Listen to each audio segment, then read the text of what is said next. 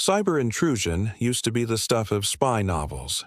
Today, it's a real, growing market, and states around the world are buying, selling, and using digital tools that can hack into devices, break into networks, manipulate data, surveil citizens, and sometimes do far worse.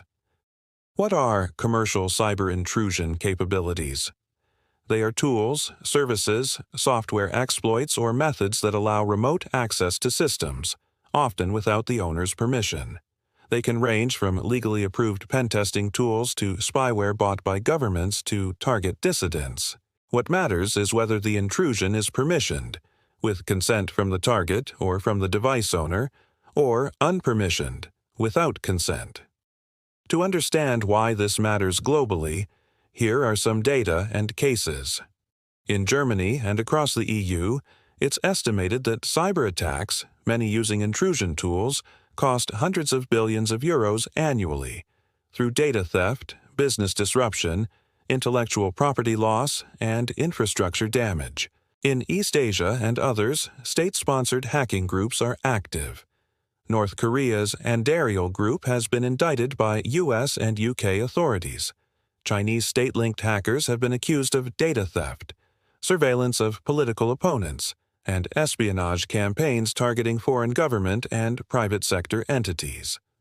Globally, the availability of spyware, exploit kits, and access-as-a-service offerings means many states can purchase intrusion tools rather than build them themselves.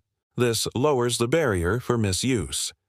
Chatham House notes that states often outsource or contract out in ways that make oversight difficult.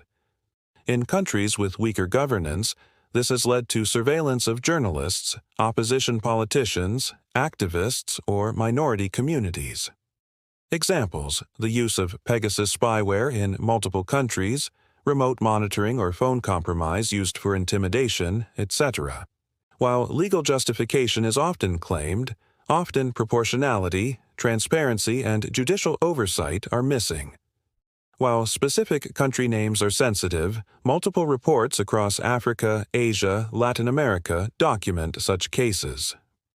Also, many states are not transparent in acknowledging when they use unpermissioned intrusion for national security or law enforcement. There's often no public oversight, judicial review, or legal standard applied uniformly. Chatham House lays out 8 principles for states to make intrusion markets more responsible. Here are summarized and explained, along with global implications. Alignment across roles. States should act coherently whether they are users, investors, regulators, or defenders. No double standards. If a government bans certain intrusion tools at home, it shouldn't buy them abroad. Separate permissioned versus unpermissioned markets.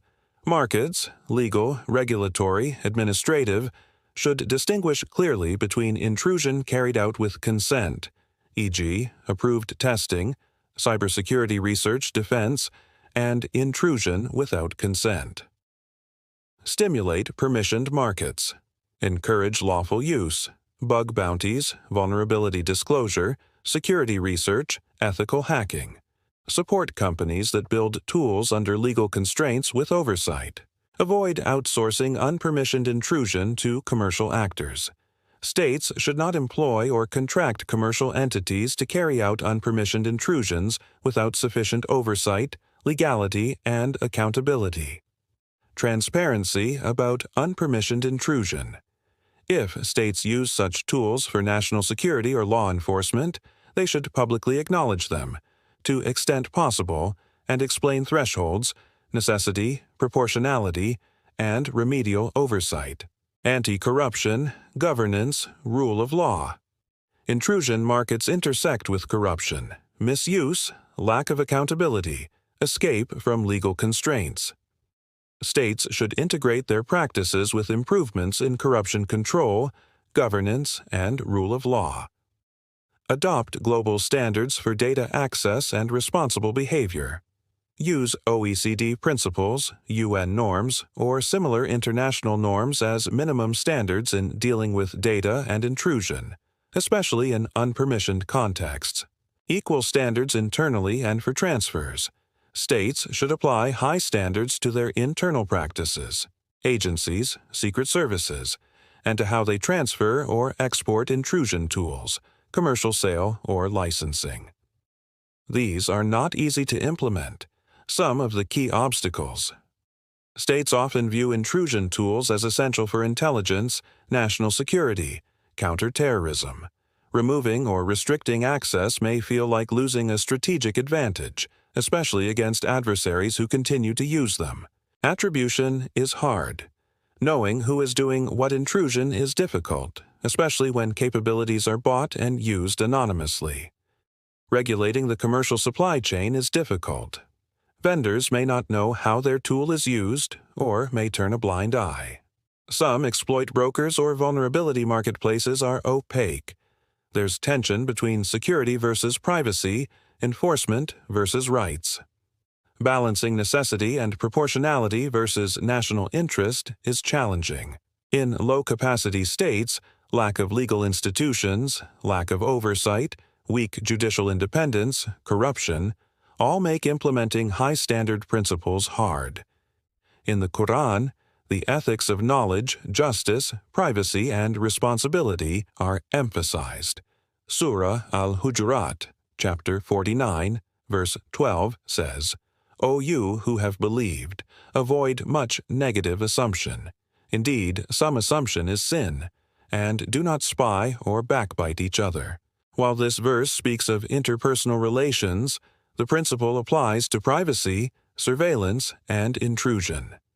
Spying without permission or legitimate cause can amount to violation of trust. Surah An-Nisa, chapter 4, verse 58 states, "Indeed, Allah commands you to render trusts to whom they are due, and when you judge between people to judge with justice." Intrusion capabilities are a trust. States entrusted with power must use it justly, with accountability and fairness. Surah Al-Ma'idah, chapter 5, verse 8 teaches, "O you who believe, be steadfast for Allah and be witnesses in justice, and let not the hatred of a people prevent you from being just. Be just, that is nearer to righteousness." Even when targeting entities seen as adversaries, fairness, legal process, and justice should guide actions. To ground this in reality, here are more data and incidents that show both risk and progress. Recently, Germany reported that cyber attacks cost its economy nearly $300 billion over a year, often involving state or state-backed hackers using intrusion tools.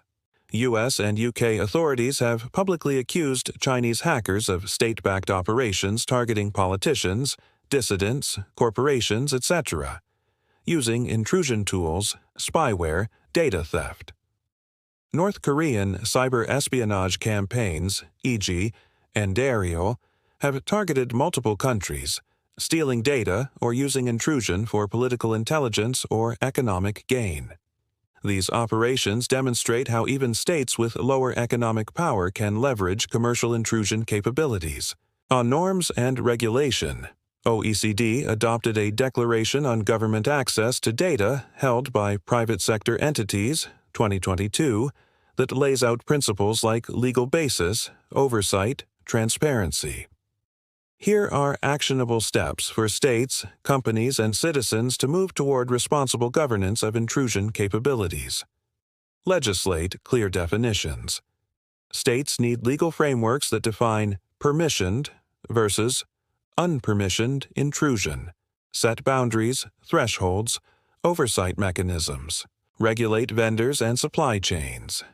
Companies that sell or produce intrusion tools should be required to implement Know Your Customer, due diligence, and contractual clauses regarding how tools are used. Transparency and accountability. Public reporting by states on when and how unpermissioned intrusion is used, legal justifications, oversight by independent bodies and courts. Adopt and enforce international norms. OECD, UN, regional blocs should build consensus on rules for intrusion, data access, cross-border regulation. Treat intrusion tools like dual-use goods, as in arms, and regulate export. Support capacity building. For states with weak governance, provide assistance in building judicial oversight, cybersecurity regulation, digital rights protections, transparency. Engagement with civil society and technical communities. Journalists, digital rights groups, academics, security researchers need involvement to highlight misuse, propose norms, act as watchdogs. Commercial cyber intrusion capabilities are not inherently evil. They have legitimate uses for defending systems, searching for vulnerabilities, law enforcement, even counterterrorism. But without norms, oversight, and ethics, they can become tools of abuse, surveillance, oppression, political control, privacy violations. The Quran teaches that power must be bounded, that responsibility accompanies capability. Justice, honesty, protection of the vulnerable. These are not optional extras. They are part of what it means to be a responsible human community. When states wield cyber intrusion tools, they are wielding power. With that power comes trust, and with trust comes obligation. In Surah Al-Mulk, chapter 67, verse 15, it says, "It is He who has made the earth manageable for you, so traverse its paths and eat of His provision. But to Him is the resurrection." We are given domain over many capacities, over knowledge, technology, surveillance. But everything is manageable. It demands responsible stewardship, humility, justice. In Surah Ash-Shura, chapter 42, verse 42, the penalty for those who wage war against Allah and His Messenger and strive upon earth to cause corruption is none but that they be killed or crucified, or that their hands and feet be cut off from opposite sides, or exile from the land. That is for them a disgrace in this world, and for them in the hereafter is a great punishment. Corruption here encompasses many forms: abuse of power, violation of rights, misuse of capability. State intrusion without proper permission, oversight, or legal basis can be a form of corruption. Thank you for exploring this complex terrain with me. May we strive toward policies, laws, and norms that guard privacy, fairness, and dignity, even in a world where digital intrusion is easier than ever.